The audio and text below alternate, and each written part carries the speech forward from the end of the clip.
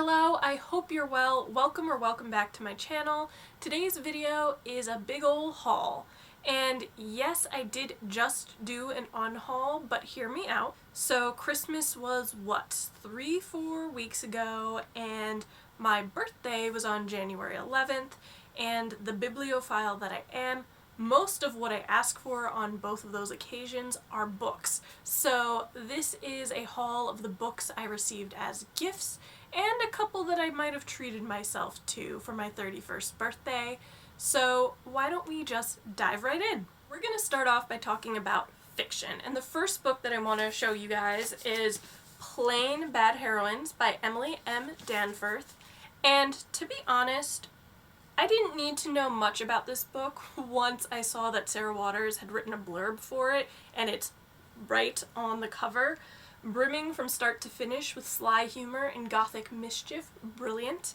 If you watch my channel, then you know that I stan Sarah Waters. She is my favorite author at the moment, and so for this book to have her seal of approval, it was a done deal for me. And it is a gothic novel, and in it, these two young women are at a boarding school and they're obsessed with each other, and this writer in particular, when they are found dead under very bizarre circumstances. Fast forward 100 years and another writer has decided to pen a queer feminist history of that boarding school that's being turned into a movie. I have no idea what the movie has to do with anything. I'm intrigued by it, and as I said, Sarah Waters gave it a thumbs up, so I'm going to read it.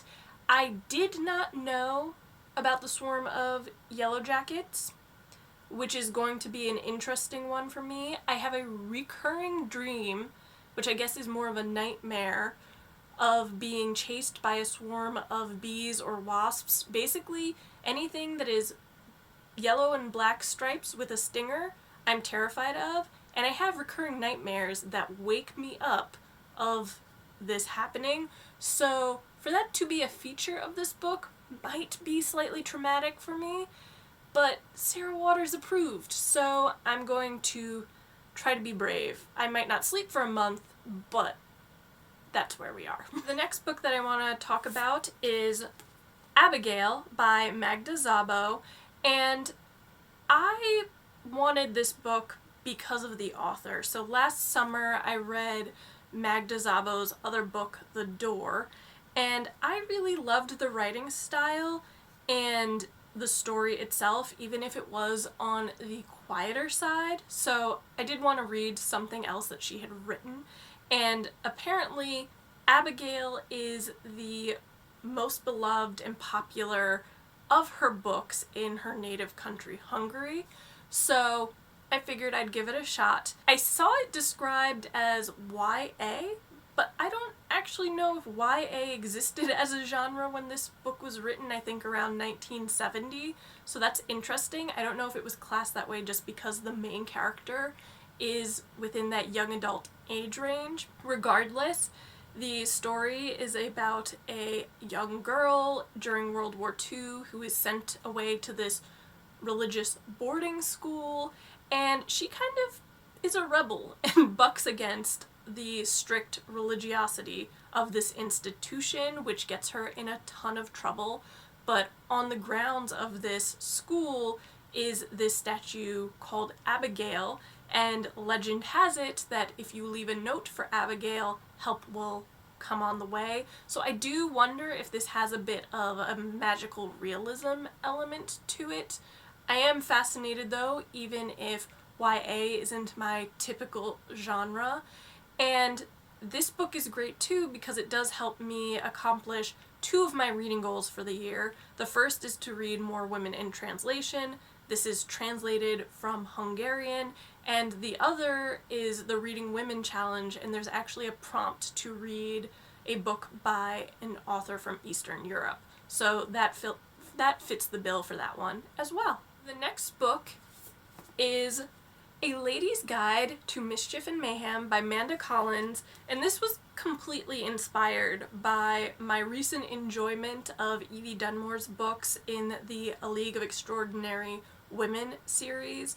This just felt like another cotton candy book, a historical romance that's breezy and fun and doesn't require much thought.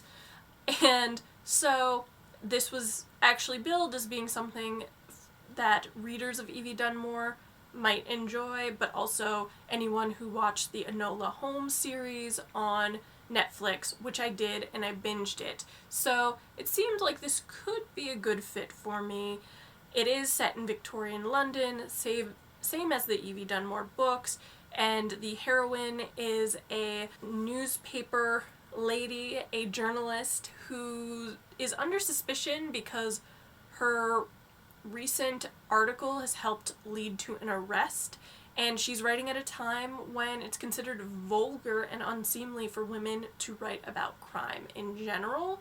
And it seems like her love interest is the inspector who thinks that she is interfering with his investigation, and that dynamic also screams Phryne Fisher and Jack Robinson from Miss Fisher's Murder Mysteries, which is another show I've binged and rewatched probably 4 or 5 times, so it just sounded like a lot of fun, and a lot of the other books that I received are either serious nonfiction or heavier gothic text, so this was a little bit of a palate cleanser. Next up are 2 books by the same author, and that is The Little Stranger and Affinity by Sarah Waters. I already told you guys how much I love Sarah Waters, and so I've been buying up her backlist since I discovered her last summer. These were the 2 missing pieces in my collection for her, so now I have all of her books.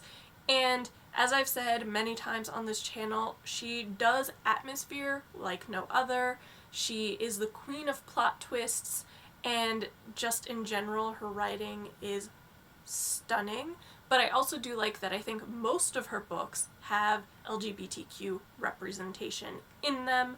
As far as the books go, Affinity is set in Victorian England, and the main character is a young woman who's recently attempted suicide and is now doing charity work at the women's ward of a London jail when she becomes fascinated by one of the inmates there.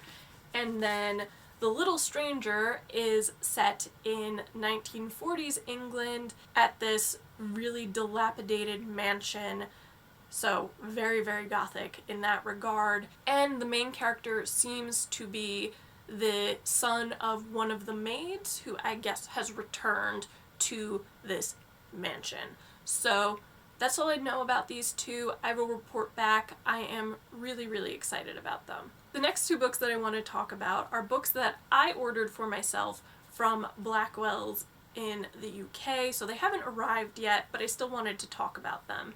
And the first one is Bel Canto by Ann Patchett, and I have a habit of watching the movie adaptations of books and then reading the books, and that's what happened here. I recently watched Bel Canto with Julianne Moore and Ken Watanabe and was blown away, ugly sobbing at the end. Once I finished the movie, I was like, I need to read this book. So the book itself is set in South America. I don't think they ever specify what country, but a lavish birthday party is being thrown in honor of a Japanese businessman, and this world-famous opera singer is supposed to perform there when a terrorist group takes the entire party hostage.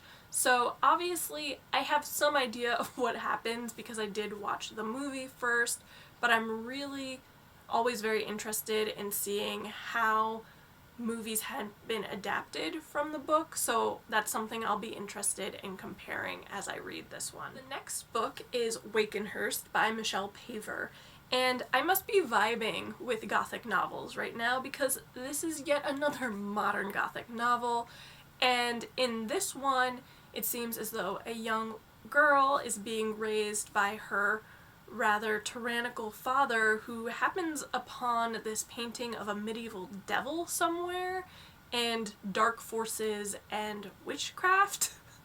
I honestly don't know much more than that about the book. I was on the Blackwell's website and saw a beautiful cover saw that it was a gothic novel, and was in a treat yourself mood because I was buying books for my birthday. So that's really what prompted that decision. But it does really sound interesting, so I am looking forward to reading that one. Alrighty, so the next book is Regeneration by Pat Barker, and Pat Barker is the author of The Silence of the Girls, the feminist retelling of the Iliad, which was one of my favorite books of 2020. There are still passages from that book that haunt me to this day. The writing was just incredible. So I was trying to see if Pat Barker had any backlist titles and stumbled upon this historical fiction trilogy of hers, which is set during World War I. And this is the first book in the series. It's rather slender. It's maybe 250 pages, so not long at all. But this intrigued me for a number of reasons, because I do think that it has more of an anti-war stance than most of the war-based historical fiction that I've read up to this point, or that I can recall. In this book, the main character seems to be an army psychiatrist whose job is to treat the shell-shocked soldiers, tongue twister alert, who have come back from the front, but his job is to treat them, make them well enough to go back to the front, and he seems to have misgivings about that. I'm really curious if the writing is anything like The Silence of the Girls. I know I'm going to enjoy it, and to be honest, I really just love the fact that it does sound like it's going to be vastly different from the other World War I historical fiction that I've read so far. And the last fiction book that I want to talk about is How to Love a Jamaican by Alexia Arthurs, and this is a debut and also a short story collection. And I discovered this book over the summer, but I wasn't able to buy it through bookshop.org, so I was having difficulty getting a copy. But it really feels as though this book was written directly at me and for me.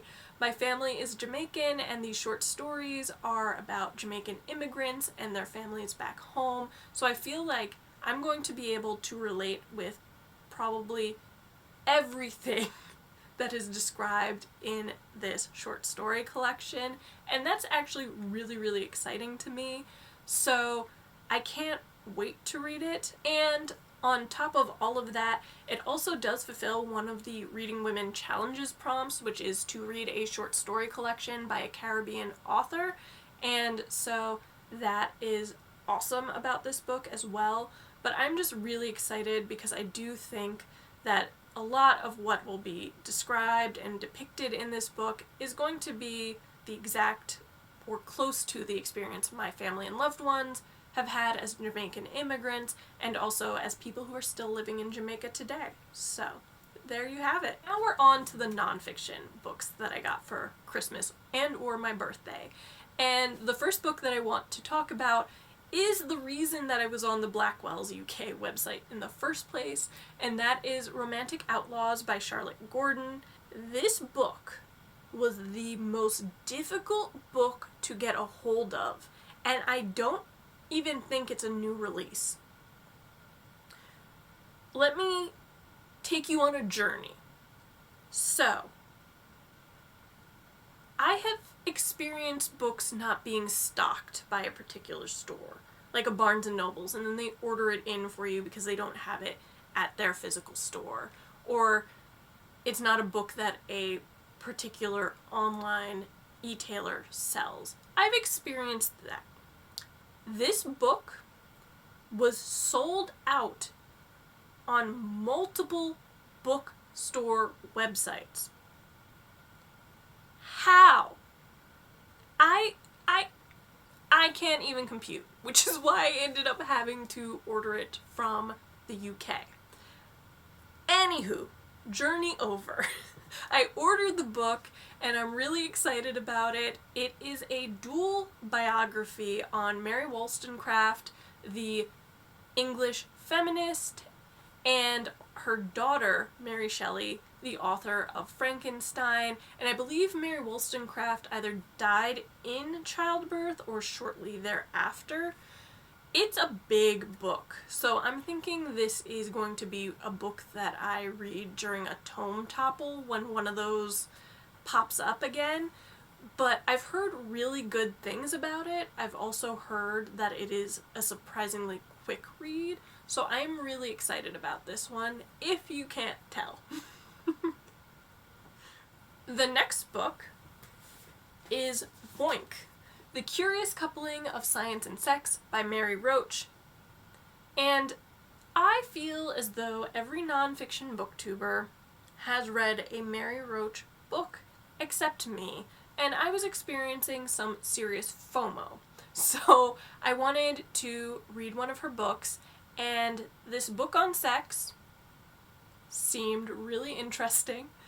And also the juvenile part of my brain was snickering and saying, sex. That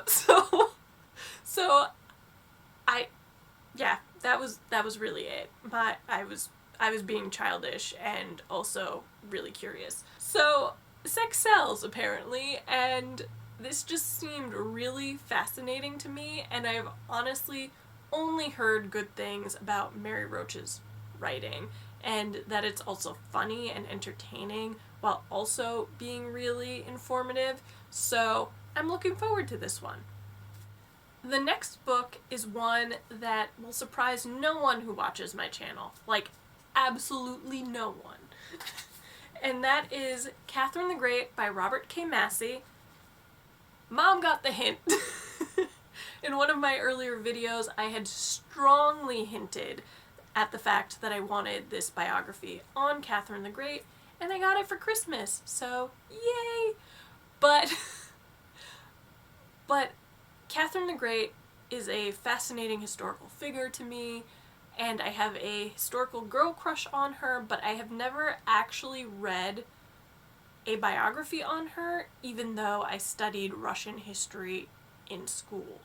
And to be honest, any book on Russian history is going to have a place of honor on my bookshelves, but this one in particular I am very, very excited about, and it is rather large, so this is probably going to be another tome topple type book, but I'm really, really excited for it. I can't wait to learn more about Catherine the Great, to be honest. I am so excited. So excited.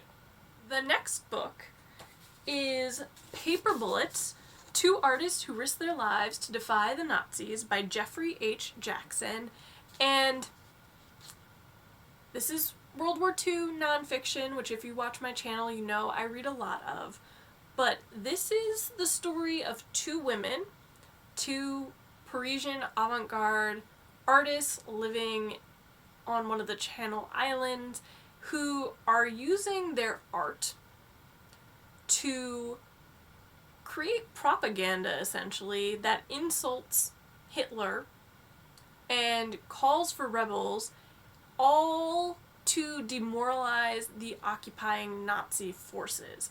And that, to me, is some level of hilarious, but also another level of total badassery. And I am here to learn more about these women, what they actually did, and what happened to them. It just sounds like such a interesting story, and I love the fact that it is real life. This actually happened. This is nonfiction. So this one is very high on my TBR pile. I'm very excited about it.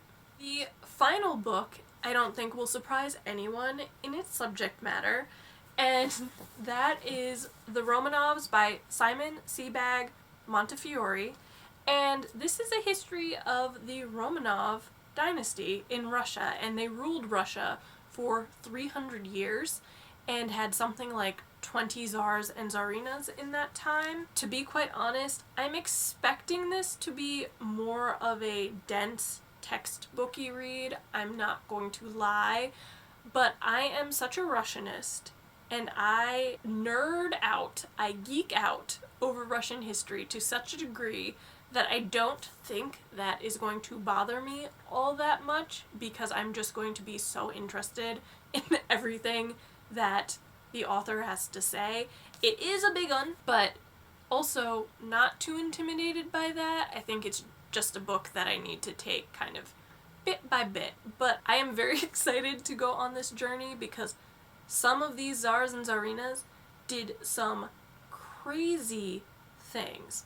And when I say crazy, I mean like actually they were mad. So that's going to be fun. There you have it. So those are all of the books that I received for Christmas and my birthday. All of them are going to be so interesting. It's a really great mix of fiction and nonfiction, and I will report back as I read them. As always, thank you so much for watching this video. Be sure to give it a thumbs up, comment, and subscribe, and I will see you next time.